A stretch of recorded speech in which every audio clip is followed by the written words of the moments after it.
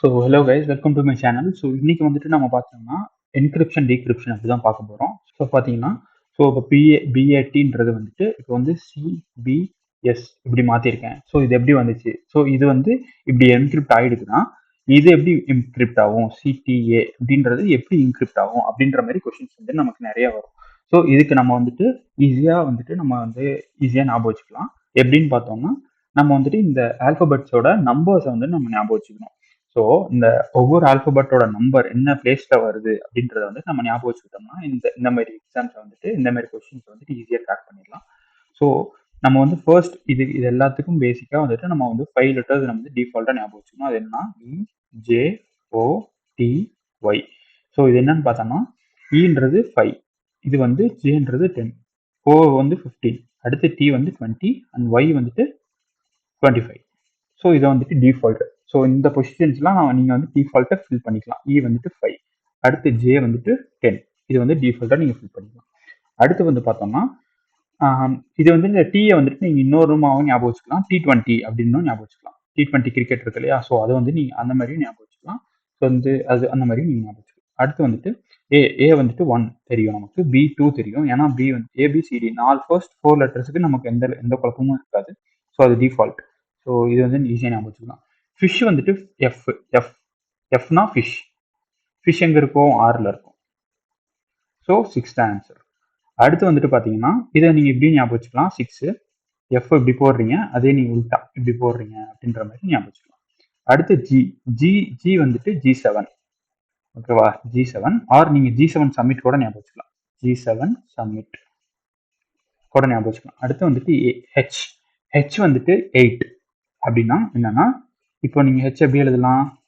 இப்படி போட்டுட்டு மேலே ஒரு கோடு கீழே ஒரு கோடு போட்டால் 8 ஆயிடுதா? அப்போ H8. அடுத்து ஐ வந்துட்டு சில பேர் எப்படி எழுதுவாங்கன்னா இப்படி எழுதுவாங்க. ஸோ இது வந்துட்டு I9. ஓகேவா? இல்லைனா நீங்கள் இன்டெல் i9 ப்ராசஸர் அப்படின்னு கூட ஞாபகம் வச்சுக்கலாம். அப்படி கூட ஞாபகம் வச்சுக்கலாம். அடுத்து வந்துட்டு கே. ஸோ கே வந்துட்டு பார்த்தீங்கன்னா இது எப்படி இருக்குன்னா இப்படி இருக்கா? இப்படி இருக்கு. ஸோ இது வந்துட்டு 11 இந்த மாதிரி ஞாபகம் வச்சுக்கலாம். அடுத்து வந்துட்டு எல் வந்துட்டு 12. ஸோ இது வந்துட்டு கேக்கு அப்புறம் வருது அப்படின்ற மாதிரி நீங்க ஞாபகம் வச்சுக்கலாம். அது வந்து எல் வந்து 12. அடுத்து எம் வந்துட்டு இப்படி இருக்கா?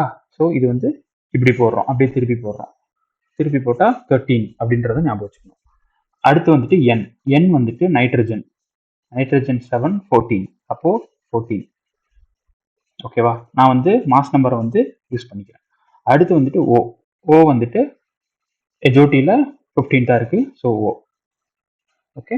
அடுத்து வந்துட்டு பி வந்துட்டு பார்த்தீங்கன்னா அதே தான். நம்ம வந்து ஃபிஷ்ஷுக்கு என்ன எழுதணும்? ஃபிஷ்ஷுக்கு வந்துட்டு இப்படி எழுதணும்.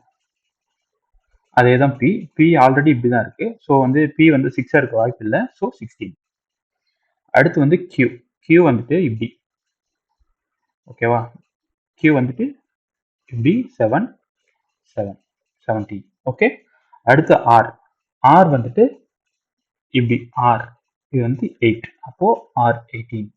அல்லது ரைட் டு ஓட் எப்போ நமக்கு கிடைக்குது? 18th ஏஜ்லேருந்து கிடைக்குது. ஸோ அப்படின்னு நம்ம ஞாபகம் வச்சுக்கலாம். அடுத்து வந்துட்டு எஸ் வந்துட்டு இப்படி போடுங்க. ஸோ எஸ் இப்படி போட்டிங்கன்னா 9. ஸோ S19 அந்த மாதிரி ஞாபகம் வச்சுக்கலாம். அடுத்து டி சொல்லுனா T20 ஆர் எஜோட்டியில் இருக்க டி. ஸோ இது வந்துட்டு 20. அடுத்து வந்துட்டு பார்த்தீங்கன்னா ஸோ யூ வந்துட்டு பார்த்தீங்கன்னா 21. ஸோ யூ வந்துட்டு பார்த்தீங்கன்னா நீங்கள் யூனிக் அப்படின்னு ஞாபகம் வச்சுக்கலாம். யூனிக் அப்போ 21 இந்த மாதிரி ஞாபகம் வச்சுக்கலாம்.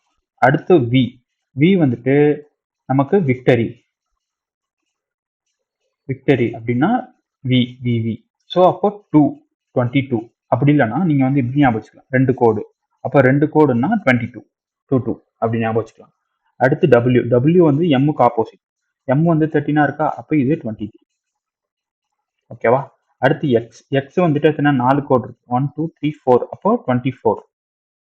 அடுத்து ஒய் வந்துட்டு பார்த்தீங்கன்னா எஜோட்டியில் லாஸ்ட், அப்போ 25th. ஓகேவா? ஜெட் வந்து நமக்கு எல்லாத்துக்குமே தெரியும் 26.